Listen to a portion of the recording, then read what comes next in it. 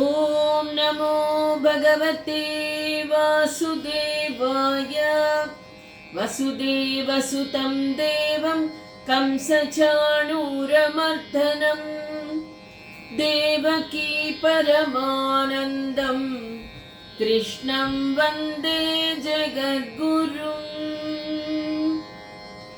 ఏదాయనేమి హరి ఇచ్చిన జన్మమే చాలు, ఆది నారాయణుడే అఖిల రక్షకుండు. ఏదాయనేమి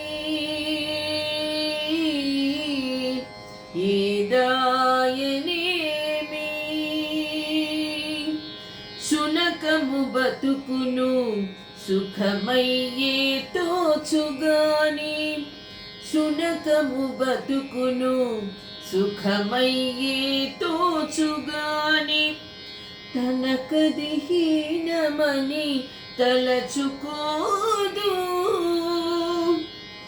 మనసొడబడితేను మంచిదేమి కానిదేమి, తనువులో అంతరాత్మ దైవమౌట తప్పదు.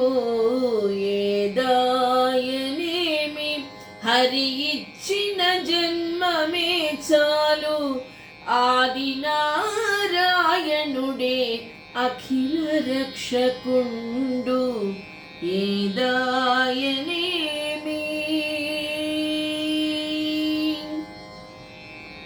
ఆత్మబంధువులారా, భగవద్భక్తులారా, అన్నమయ్య రాసినటువంటి ఈ వేదాంత కీర్తనలో మనమందరము తెలుసుకోవాల్సినటువంటి ఎన్నో విషయాలు ఉన్నాయి. ఏదాయనేమి హరి ఇచ్చిన జన్మమే చాలు, ఆది నారాయణుడే అఖిల రక్షకుడు. ఆత్మ సుఖము ఒక్కటే ప్రతి జీవిలో ఉండవలసినది. ఒక శునకాన్ని తీసుకోండి, అది తన యజమానికి చాలా సహాయం చేస్తూ ఉంటుంది, కృతజ్ఞత చూపిస్తూ ఉంటుంది, ప్రాణం కూడా ఇస్తుంది. తన బతుకుని ఎప్పుడు కూడా హీనంగా కుక్క బతుకు అంటాం, కానీ కుక్క చాలా విశ్వాసంగా ఉంటుంది. తన జన్మను ఎప్పుడు హీనంగా తలుచుకోదది. మనసొడబడితేను మంచిదేవి కానిదేది అంటే ఆత్మ ప్రశాంతంగా, ఆత్మ సుఖము ఎప్పుడైతే ఉంటుందో, ఇది మంచి ఇది చెడు అన్నటువంటి భేదమే మనిషికి ఉండదు, ఎవరికి కూడా ఉండదు. తనువులో అంతరాత్మ దైవమౌట తప్పదు అంటే ఆత్మలో పరమాత్మను చూడగలిగిన తరువాత ఇక ఎక్కడ చూసినా, ఏ జీవిని చూసినా అంతా కూడా భగవంతుడి స్వరూపంగానే కనిపిస్తుంది. ఈ జన్మను హీనంగా ఎప్పటికీ ఎవ్వరూ తలచలేరు. చక్కటి అన్నమయ్య కీర్తనతో ఈరోజు మనము గుణత్రయ విభాగ యోగంలో 2వ అడుగు ముందుకు వేస్తూ ఉన్నాం. ఓం శ్రీకృష్ణ పరబ్రహ్మణే నమః. శ్రీమద్భగవద్గీత చతుర్దశోధ్యాయః గుణత్రయ విభాగ యోగః. శ్రీ భగవాన్ వాచ మమ యోనిర్మహద్బ్రహ్మ తస్మిన్ గర్భం దధామ్యహం సంభవః సర్వభూతానాం తతో భవతి భారత. అయితే ఆ కృష్ణ పరమాత్మ నిన్నటి రోజు ఏం చెప్పాడు? త్రిగుణములనేటువంటి వేటగాడు నన్ను ఏ రీతిన దేహపాశమున బంధించునో, గుణాలతోనే ప్రతి జీవి కూడా బంధింపబడతాడు. అంతేకాదు ఈ మాయా సంగమము వలన భగవంతుడు పరమాత్మ ఈ జగత్తును ఏ విధంగా నిర్మిస్తూ ఉన్నాడో చెప్పబోతూ ఉన్నాడు. మమ యోనిర్మహద్బ్రహ్మ తస్మిన్ గర్భం దధామ్యహం. మమ యోనిర్మహద్బ్రహ్మ అంటే నేను సృష్టి చేయడం వలన ఏర్పడింది. మమ యోనిర్మహద్బ్రహ్మ ఏమిటది? ప్రకృతి. ప్రకృతిని ఎందుకు క్షేత్రము అంటున్నాము అంటే అది నా సంగమము అనేటువంటి బీజము వలన ఈ భూతకోటి అనేటువంటి పంటను పండిస్తూ ఉంది. ప్రకృతి వల్ల ఈ సృష్టి అంతా కూడా ఏర్పడుతూ ఉంది. మనం చెప్పుకున్నాం కదా, ప్రకృతి పురుషుడు. ప్రకృతిని ఆ స్వామి సృష్టించి తాను క్షేత్రజ్ఞుడిగా ఈ సర్వము సృష్టిస్తూ ఉన్నాడు. ఈ ప్రకృతి యొక్క పేరే మహద్బ్రహ్మ. మమ యోని మహద్బ్రహ్మ తస్మిన్ గర్భం దదామ్యహం అంటే ఈ ప్రకృతి నుండి అన్నీ ఉద్భవిస్తున్నాయని మనకు తెలుసు. ప్రకృతి నుండే గుణాలన్నీ, వికారాలు అన్నీ కూడా, ఇంద్రియాలు, వికారాలు, మనస్సు, బుద్ధి, అహంకారం ఇవన్నీ కూడా జన్మిస్తూ ఉన్నాయి. వికారాలన్నిటికీ కారణం ఏమిటి? ప్రకృతి. దాని నుండే అన్నీ కూడా పుడుతూ ఉన్నాయి అర్జున. అయితే దీనిని మహద్బ్రహ్మము అని అంటారు. అవ్యక్తవాదులు అవ్యక్తము అంటారు. అదేవిధంగా సాంఖ్యమతస్థులు దీన్ని ప్రకృతి అంటారు. వేదాంతులు దీన్నే మాయా అని కూడా అంటారు. ప్రకృతి అంతా మాయా స్వరూపమని అంటారు. కానీ అర్జున, ఈ విధంగా గల పేర్లను వ్యర్థంగా నేను ఏ విధంగా చెప్తాను? ఇదే అజ్ఞానమని నీ వెరుగు అంటున్నాడు. ఈ ప్రకృతియే అజ్ఞానము. ఎందుకంటే సంభవ సర్వభూతానాం తతో భవతి భారత. అయితే తన ఆత్మస్వరూపాన్ని మరచిపోతుంది ఈ ప్రకృతి. అందుకే ఇది అజ్ఞాన స్వరూపంగా మారుతుంది. ప్రకృతిలో అడుగుపెట్టిన తర్వాత నానా వికారాలు మనల్ని అసలు నేనెవరు అన్నది తెలుసుకోకుండానే చేస్తుంది, ఆత్మస్వరూపాన్ని తెలుసుకోకుండా. అందుకే దాన్ని అజ్ఞానమని అన్నారు, అజ్ఞాన స్వరూపము. అంతేకాదు, దీపము వెలిగించి చూసినప్పుడు అంధకారము కనపడదు. అదేవిధంగా విచారణ, నిజమైన దాన్ని గురించి మనం ఎప్పుడైతే తెలుసుకుంటామో ఈ అజ్ఞానం కూడా, చీకటి, అజ్ఞానం అనేటువంటి చీకటి తొలగిపోతుంది జ్ఞానం అనే దీపాన్ని వెలిగించినప్పుడు. ఉదాహరణకు తీసుకున్నట్లయితే పాలను మనము నిప్పుపై పెట్టి గిరగిరా తిప్పుతూ ఉన్నట్లయితే మీగడ ఎప్పటికీ కట్టదు. మీగడ కట్టకపోతే దాని నుండి వెన్న రాదు. వెన్న కరిగిస్తేనే నెయ్యి వస్తుంది. అయితే ఇప్పుడు పాలను నిలకడగా ఉండనిచ్చినప్పుడే అది చక్కగా పాలు మరిగి గిరగిరా తిప్పకూడదు, స్థిరంగా ఉండాలి. నిలకడగా ఉన్నప్పుడు మాత్రమే మీగడ కడుతుంది. మీగడ కట్టినప్పుడే దాని నుండి వెన్న వస్తుంది. వెన్న నుండి నిజమైనటువంటి నెయ్యి. అంటే ఈ నెయ్యి వేరే రూపానికి, ముందు రూపానికి ఎప్పుడు కూడా వెళ్ళదు. అదే నిజమైనటువంటి జ్ఞానము. అది ఎప్పుడు వస్తుంది? పాలను కదిలించినప్పుడు వస్తుంది. అంటే జాగ్రత్తావస్థ, స్వప్నావస్థ లేక ఆత్మరూప సమాధి లేని గాఢ నిద్రావస్థ వలె వాయువు వీచినప్పుడు ఆకాశతత్వం పూర్తిగా శాంతంగా ఎప్పుడు ఉంటుంది అంటే ఈ వికారాలన్నీ విడిచిపోయిన తర్వాత అప్పుడు మనసు ప్రశాంతంగా భగవంతుణ్ణి నిన్ను నీవు తెలుసుకున్న తర్వాత నిత్యము ప్రశాంతంగా, ఆత్మ ప్రశాంతంగా ఉంటుంది. అప్పుడు నిజమైనటువంటి జ్ఞానము లభిస్తుంది అర్జున అంటూ ఉన్నాడు. ఎదుట కనిపిస్తున్నటువంటి వస్తువు స్తంభమో లేక మనుష్యుడో తెలుసుకోలేనిది అజ్ఞాన స్థితి. అదే స్థితిలో మనం అందరం కూడా ఉన్నాం. మనం చూసిందంతా నిజమే అనే భ్రమలో మనం ఉన్నాం. ఏది నిజమైన వస్తువు, ఏది మిథ్య అని తెలుసుకోలేని స్థితిలో ఉన్నాము. అయితే సంధ్యా సమయంలో ఏ విధంగా పూర్తిగా పగలు ఉండక పూర్తిగా రాత్రి ఉండని విధంగా ఈ అజ్ఞానం కూడా ఆత్మ వస్తువుకు విరుద్ధంగా ఉండదు, అనుకూలంగా కూడా ఉండదు.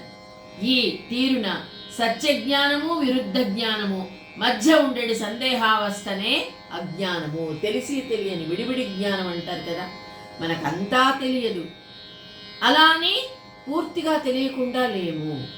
ఆ విడివిడి జ్ఞానంతోనే చాలా బాధపడుతూ ఉన్నాం. సంధ్యా సమయంలో ఏ విధంగా వెలుతురుంటుందో వెలుగు ఉండదు, చీకటి ఉండదు, ఆ విధమైన స్థితిలో ఉన్నాము. అజ్ఞానాన్ని వృద్ధి చేయడము, ఆత్మరూపమును విస్తృతమనర్చుటయే క్షేత్రజ్ఞుని యొక్క విశిష్ట లక్షణము. ఈ అజ్ఞానాన్ని వృద్ధి చేస్తూనే ఉంటుంది ఈ ప్రకృతి. అర్జున, ప్రకృతి పురుషుడు లేదా క్షేత్రము క్షేత్రజ్ఞుల సంయోగమననిదియే. ఇది ఆత్మతత్వము యొక్క స్వాభావిక ధర్మము. అంటే ఇప్పుడు ఒక శరీరాన్ని ధరించిన తర్వాత తాను అదే అనుకుంటుంది ఆత్మ, అజ్ఞానంలో చిక్కుకుంటుంది. పూర్వ జన్మలో చేసుకున్నటువంటి కర్మలను బట్టి ఒక్కొక్క జీవి ఒక్కొక్క విధంగా ప్రవర్తిస్తుంది. అయితే అందులో ఉన్న ఆత్మ తానే అంతా నేనే అనుభవిస్తున్నాను అనుకుని అనుభవిస్తుంది. అదే ఇక్కడ అజ్ఞానము అని చెప్తూ ఉన్నాడు. అదేవిధంగా అది అనేక స్వరూపములుగా తోచును.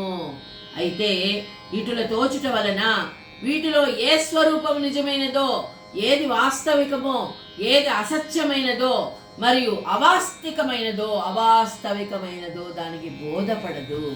ఏ శరీరంలో ఉంటుందో ఆ విధంగా నడుచుకుంటుంది. అది దానికి నిజమైనటువంటి స్వరూపమేదో అది మరచిపోతుందట. అయితే నేను స్వర్గలోకమునకు పోయి వచ్చి తిని అని మూర్ఛలో ఉన్నాడు, ఎవరైనా నిద్రపోతూ ఉన్నాడు. మేల్కున్న తర్వాత రకరకాలైనటువంటి కళలు వస్తాయి. నిజంగా రాజు అయినట్టుగా కళ రావచ్చు, ఆడవారికి రాణి అయినట్టుగా కళ రావచ్చు, ఎక్కడెక్కడో తిరిగి వచ్చినట్టుగా కళ రావచ్చు. కానీ అదంతా అవాస్తవికత అని తెలుసుకునే యొక్క జ్ఞానము ఈ ఆత్మకు లభించిన అది ఉపయోగపరుచుకోలేదు ఆ శరీరంలో ఉన్నప్పుడు. అయితే ఒక్క మారు దృష్టి భ్రమపూరితమైన తరువాత ఏ పదార్థములు ఉన్నవిగా తోచునో వాటిని అన్నింటినీ సృష్టి అందురు. అయితే మనకు దృష్టి భ్రమపూరిత, మనకు కనిపించేదంతా కూడా ప్రకృతి అంతా కూడా సృష్టి, ప్రకృతి సృష్టి అంతా కూడా ఇది నిజమైనది కాదు. ఇది మాయతో కూడుకున్నటువంటి సృష్టి. ఈ సృష్టి ఆత్మతత్వము నుండి ఉత్పన్నమవుతుంది. మూలతత్వం ఎవరు? ఆ పరబ్రహ్మ స్వరూపము నుండి. అయితే ఏ మాత్రము ఇక ఈ సిద్ధాంతము సంశయం లేకుండా వివరించి చెప్తాను విను అంటూ ఉన్నాడు. అయితే ఇది చూసారా, ఒక ఉదాహరణ చెప్పుకుందాము ఇప్పుడు. ఏమిటి? ఈ మూల మాయ తన ఉదరమునందు ప్రకృతి జన్యమగు అష్ట వికారములనడి గర్భమును పెంపొందింప చేసుకొనును. ఈ మూలమాయ గర్భం దాల్చిందనుకోండి, ఆ మాయ ఏ విధమైనటువంటిది? అష్ట వికారాలు అనేటువంటివి పెంపొందింప చేసుకుంటుందట. మొట్టమొదట బుద్ధి తత్వము జన్మిస్తుందట. బుద్ధి జన్మిస్తుంది. అంతటా బుద్ధి తత్వముతో నిండి ఉన్నటువంటి మనస్సు జన్మిస్తుంది. బుద్ధితో పాటు మనస్సు జన్మిస్తుంది. ఈ మనస్సుకు యవ్వనావస్థ వచ్చినప్పుడు అహంకార తత్వము అలవడుతుంది. నేను, నాది, ఇదంతా నేనే చేస్తున్నాను, అంతా నేనే అనే అహంకారము జన్మిస్తుంది. అహంకారము నుండి మహాభూతములు. భూతముల యొక్క స్వభావం ఏంటిది అంటే అన్ని విషయాల్లో ఇంద్రియాలతో తమంత తామే సంలగ్నమై ఉండును. వీటితో పాటు ఇంద్రియాలు, విషయాలు ఇవన్నీ కూడా నెత్తి మీద ఎక్కి కూర్చుంటాయట. అంతే కదా. బుద్ధి, మనసు, అహంకారము ఈ మూడు జన్మించిన తర్వాత ఇక విషయాలు, కోరికలు, ఇంద్రియాలు ఏవేవో కోరుకుంటాయి. చూసినవన్నీ కళ్ళు కోరుకుంటాయి, విన్నవన్నీ అది కావాలనిపిస్తుంది, ఇంకా వినాలనిపిస్తుంది, చూసినవన్నీ చూడాలనిపిస్తుంది, తింటున్న కొద్దీ రుచి ఇంకా తినాలనిపిస్తుంది, ఇంకా ఏదో అనుభవించాలి అనిపిస్తుంది. ఇవన్నీ విషయాలతో కూడుకున్నటువంటి వికారాలు. ఇంద్రియాలు విజృంభిస్తాయి, విషయాలు వికారములు ఈ రీతిగా పెంపొందింపినప్పుడు త్రిగుణములు సత్వగుణము, రజోగుణము, తమోగుణము ఒక్కొక్కటి కూడా వృద్ధి పొందుతూ ఉంటాయి. అయితే ఈ గర్భమునకు రూపం ఎటుల వచ్చినో చెప్పేదని వినుము. ఈ రూపం ఎలా వస్తుంది? ఇన్ని విధాలున్నాయి, రూపం కావాలి కదా. అండజములు, స్వేదజములు, ఉద్భిజ్జములు, వాయువు యొక్క కలయిక వలన జరాయుజములు, ఈ విధంగా 4 విభాగాలైనటువంటి ప్రాణులు ఉద్భవిస్తాయి. ఆకాశము వాయువు యొక్క కలయిక వలన అండజములు అంటే గుడ్డులో నుండి పుట్టేటువంటి జీవులు ఉద్భవిస్తాయి. అదేవిధంగా తమస్సు, రజస్సు ఈ 2 గుణాలుతో కూడి ఉండి జలతత్వము ఉదరమున జలతత్వముతో ఎక్కువ ఉన్నప్పుడు స్వేదజ విభాగము, చెమట నుండి పుట్టేటువంటి జీవులు ఉద్భవిస్తాయి. జలము, పృథ్వీతత్వము ఈ 2 ఎక్కువగా ఉన్నట్లయితే తమో గుణమే ఉన్నప్పుడు నిమ్న కోటికి చెందినటువంటి స్థావర వర్గము, హీనమైనటువంటి ప్రాణులన్నీ కూడా జన్మిస్తూ ఉంటాయి. ఉద్భిజ్జములు భూమి నుండి పుట్టేటువంటివి, ఇక అలాగే బురదలో పుట్టేటువంటివి, నీటిలో పుట్టేటువంటివి, ఆకాశంలో ఎగిరి ఆ గుడ్డు నుండి బయటపడి ఆకాశంలో ఎగిరేటువంటి జీవులు, రకరకాలైనటువంటి జీవులు ఈ విధంగా జన్మిస్తాయి. ఈ రీతిన మూల మాయానడి గృహము ఇట్టి విలక్షణమైన పుత్రుని కనును. ఈ 4 విభాగములు, 4 కాళ్ళు చేతులు అని ఎరుంగుము. ఇది అష్టవిధ ప్రకృతి. ఈ విధంగా ఈ ప్రకృతి ఉంటుంది.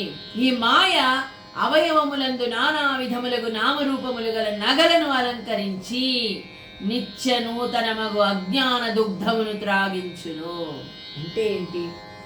నగలను అంటే రకరకాలైనటువంటి వాసనలు. ఆ జన్మించినటువంటి ప్రాణిని, ఒక్కొక్క ప్రాణిని తీసుకున్నట్లయితే ఒక్కొక్క ప్రాణి తన ఆహారం కోసం, తను జీవించడం కోసం రకరకాలైనటువంటి మార్గాలను ఎన్నుకుంటుంది. ఎన్నుకుని ఇప్పుడు మృగాలు ఉన్నాయనుకోండి, పులి, సింహము, ఇవన్నీ కూడా వాటికి తగినటువంటి వేట కావాలి. చంపి తింటుంది అంటే ఒక ప్రాణిని హింసించి చంపి దానిని భుజించి ఆహారంగా బ్రతుకుతాయి అవి. ఆ విధమైనటువంటివి అంటే కొన్ని మార్గాలు ప్రకృతి వాటికి కల్పిస్తుంది. అన్నిటినీ కూడా భగవంతుడు దేనికి ఏది ఆహారమో అక్కడే నిర్ణయిస్తాడు ఆ స్వామి. అయితే గుణాన్ని బట్టి, అహంకారాన్ని బట్టి, ఇంద్రియాలను బట్టి, వాసనలను బట్టి ఒక్కొక్క జీవి దాన్ని అనుసరిస్తూ ఉంటుంది.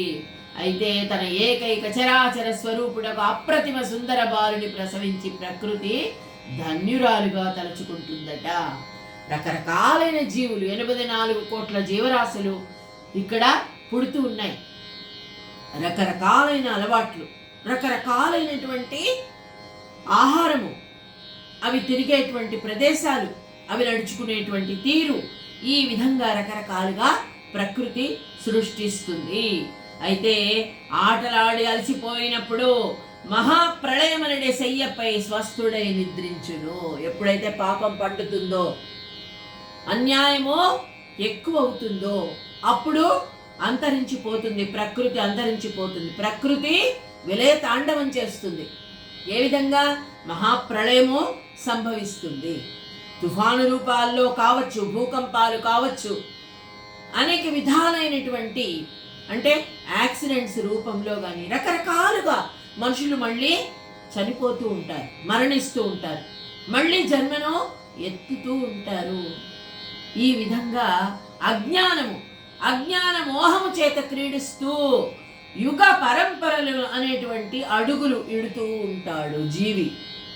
ఈ విధంగా అంటే తెలుసు, అజ్ఞానమే తన ఆట అని తెలుసు, ఇదంతా మాయ అని తెలుసు, కానీ దీనిలోనే పడి కొట్టుమిట్టాడుతూ ఉంటుంది జీవి. అదే చెప్తూ ఉన్నాడు. సర్వయోనిషు కౌంతేయ మూర్తయః సంభవంతి యాః తాసాం బ్రహ్మ మహద్యోనిః అహం బీజప్రదః పితా. సర్వయోనిషు కౌంతేయ మూర్తయః సంభవంతి యాః అంటే అర్జున, నేను తండ్రిని, మహద్బ్రహ్మయను, మూలమాయ తల్లి, ఈ కల్పించడి జగత్తు మాకు పుత్రుడు అయి ఉన్నాడు. సర్వయోనిషు కౌంతేయ మూర్తయ సంభవంతియా, నా నుండే జన్మిస్తూ ఉన్నారు. నేను తండ్రిని, ఈ మూలమాయ తల్లి, నాకు జన్మించేటువంటి పుత్రుడు, ఇదంతా జగత్తు. కాబట్టి మనం అందరం కూడా ఆయన పిల్లలమే. కానీ నీవు సంసారమునందు అనేక విధములకు శరీరములను చూసి నీ మనస్సున భేదభావమును కలుగనివ్వకుము. ఎందుకంటే మనస్సు, బుద్ధి మొదలైనవన్నీ ఏకరూపముగానే కలవే. ఒకే శరీరమున భిన్న భిన్న అవయవములుండవా? ఇదే రీతిన నానా రూపముల కాన్పించు ఈ విశ్వము మూలమందు ఒక్కటే. అందుకే ఇతడొకడే సర్వేశ్వరుడు అని అన్నమయ్య రాశాడు. మూల బ్రహ్మము ఒక్కటే. అదేమిటి? ఆత్మ స్వరూపము. ఏ రూపాలు అంటే వారు చేసుకున్నటువంటి కర్మలను బట్టి జన్మలు ఎత్తుతూ ఉంటారు. ఆయా జన్మలో ఆయా కర్మలను అనుభవిస్తూ తానే అనుభవిస్తున్నానని అనుకుంటూ అజ్ఞానంలో పడి కొట్టుకుంటూ ఉంటుంది ఆత్మ. అదే చెప్తూ ఉన్నాడు. ఇదే రీతిన నానా రూపములుగా కనిపించు ఈ విశ్వం అంతా కూడా ఒక్కటే. ఒక బీజము నుండి ఒక వృక్షము వస్తుందనుకోండి, పెద్ద వృక్షము, దానిలో పెద్ద కొమ్మలు ఉంటాయి, చిన్న కొమ్మలు ఉంటాయి, కానీ మూల వృక్షము మాత్రము ఒకటే.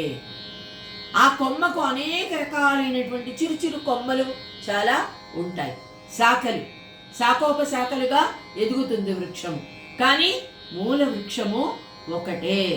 మట్టి నుండి ఘటమనడి కొడుకు జన్మించు సంబంధము వలె పత్తితో తయారైన నూలు పోగుల గర్భము నుండి వస్త్రమనడి మనుషుడు జన్మించు రీతిని.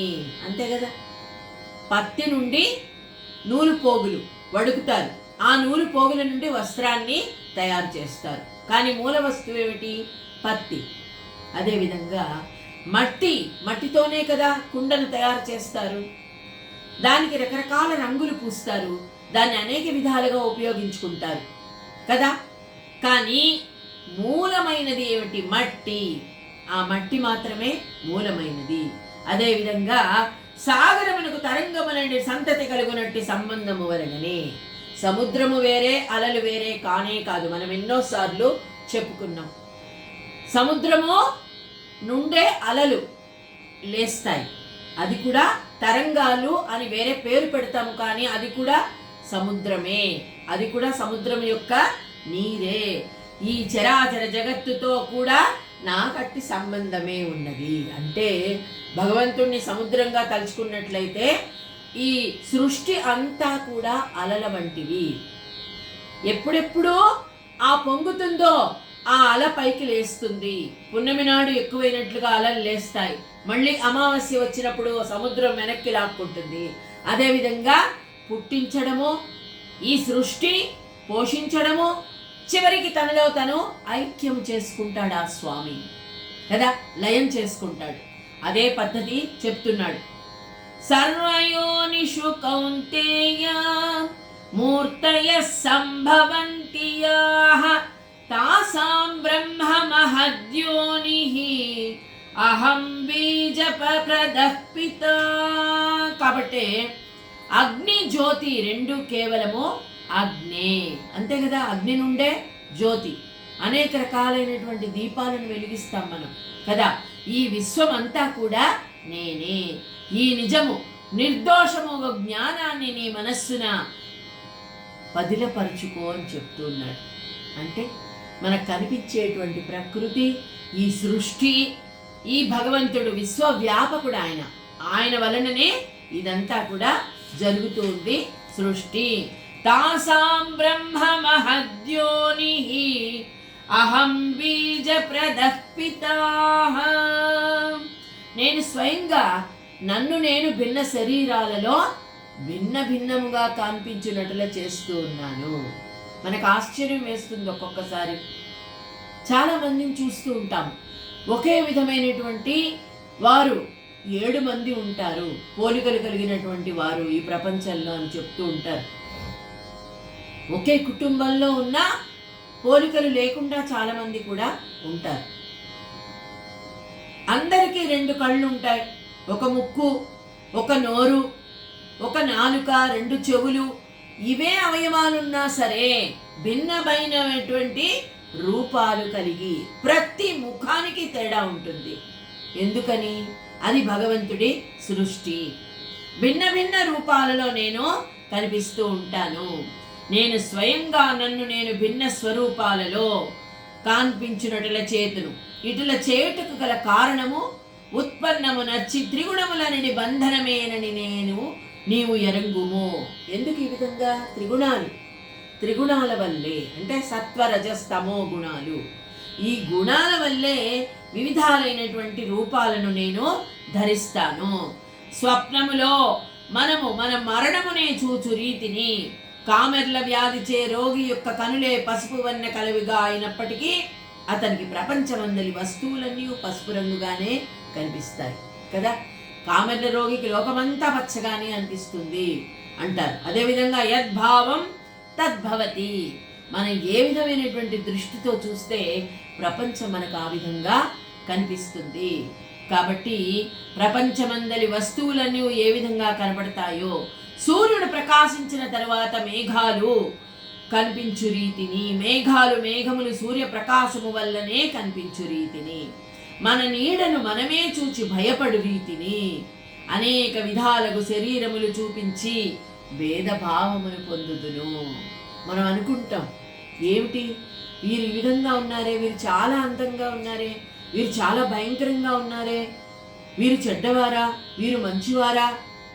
ఈ విధంగా భేదభావాలు మనకు ఇదే మాయ కప్పి వేస్తాడు ఆ స్వామి. ఎందుకంటే ఈ ప్రపంచంలో ఈ భూమి మీద ఉన్నంత వరకు రుణము ఎవరితో ఉంటుందో, రుణానుబంధ రూపేణ పశు పత్ని సుత ఆలయ, ప్రతి ఒక్కరికి రుణానుబంధం వల్లనే ఈ జన్మ ఎత్తిన తర్వాత ఒక్కొక్కరు భార్య, భర్త, పిల్లలు, సంసారము, మనం ఉండేటువంటి ఇల్లు, సుత ఆలయ, అన్నీ మనం ఉండే ఇల్లు కూడా ఇవన్నీ రుణాన్ని బట్టే మనకు సంక్రమిస్తాయి. రుణము లేనిదే తృణం కూడా ముట్టదని పెద్దవాళ్ళు చెప్తారు. అలాగే ఎక్కడికైనా మనం కొత్త స్థలానికి వెళ్ళినప్పుడు, ఎవరితోనైనా పరిచయం అయినప్పుడు ఒక్కొక్కసారి అంటే ఎంత దగ్గర అవుతామంటే, అదే మనందరం చెప్పుకున్నట్టుగా మీరందరూ ఆత్మబంధువులు. ఆ విధంగా ఆత్మబంధుత్వము ఎప్పుడో ఏ జన్మలోనో వారితో మనకు రుణము ఉంటేనే వారు ఆత్మబంధువులుగా ఒక చోట చేరుతారు. ఆ విధంగా అందరితో ఆనందంగా ఉన్నాము అంటే పూర్వజన్మలో ఏదో వారితో మనకి సంబంధం ఉందనే అర్థం. అదే ఇక్కడ చెప్తూ ఉన్నాడు, అనేక విధాలుగా బంధనాలు నేనే కలుగు చేస్తాను, అనేక రూపాలను నేనే కల్పిస్తాను అంటూ ఉన్నాడు. అయితే దానిని చెప్తాను విను. మన ఆత్మస్వరూపమునకు కలిగిన అజ్ఞానము వలననే నేను బద్ధుడను, నేను ముక్తుడను అనే ప్రశ్న కలుగుతూ ఉంది కదా. అంటే ఆత్మ ఆ శరీరంలో ఉన్నప్పుడు అనుకుంటుంది, నేను బద్ధుడను, అంటే ఈ సంసారానికి బద్ధమై ఉన్నాను, ఇతను నా భర్త, వీరు నా పిల్లలు, ఇది నా సంసారము, ఇది నేను, ఇది నాది అన్నటువంటి. నేనెప్పుడు ముక్తుడని అవుతాను అంటే ఆ జ్ఞానాన్ని నిజంగా అలవర్చుకున్న తర్వాత, అజ్ఞానం నుండి బయటపడిన తర్వాత. అయితే ఏ ఏ గుణముల వలన నాకు బద్ధుడుగా కనిపించుచున్నానో చెప్పేదను వినుము. అసలు ఏంటి ఈ గుణాలు? గుణాలంటే ఏంటి? ఈ గుణాలు ఎన్ని? వాటి ధర్మములేవి? వాటి లక్షణాలేవి? వాటి నామములేవి? ఇవన్నీ ఎక్కడి నుండి జన్మించాయి? ఈ రహస్యాన్ని భగవంతుడు రేపటి రోజున చెప్పబోతూ ఉన్నాడు. ఈ సత్వ రజస్తమో గుణాల వలననే ప్రతి జీవి మంచి పేరు సంపాదించుకున్నా, లేదా బద్ధకస్తుడిగా మారినా, లేదా ఇతరులను హింసించినా ఈ సత్వరజస్తమో గుణాల వల్లనే ఈ జన్మలో అన్నీ జరుగుతూ ఉన్నాయి. ఆ గుణాలను గురించి మనం రేపటి రోజున ఆ కృష్ణ పరమాత్మ ద్వారా తెలుసుకుందాం. ఓం శ్రీ కృష్ణ పరబ్రహ్మణే నమః.